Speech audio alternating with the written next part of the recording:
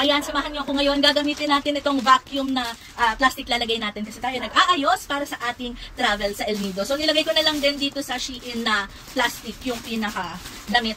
So ito ay ating swimsuit. Woo! Swimsuit!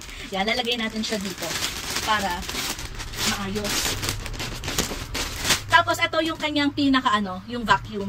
Comment down dyan kung tingin nyo ba or kayo ba ay naka-experience na pwede yung ganitong klase ng vacuum sa travel domestic.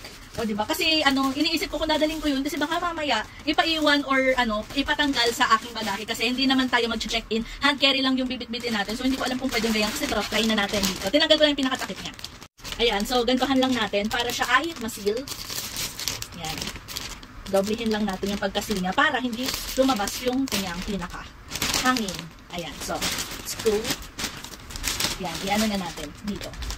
Hindi ko alam kung makikita nyo kasi ayan, tapos pindutin lang to.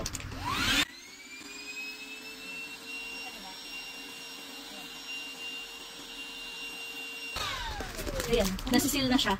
Pero isisil ko muna siya ng maayos. So, kung kayo ay magta-travel, ayan, kung kayo ay magta-travel at gusto nyong madami kami lagay sa inyong bagahe, i-check out nyo na, ilalagay ko na lang sa yellow basket. Mura lang to, parang nasa 200 plus lang. Plus, kung may kasama ng plastic, masulit din. So, let's go!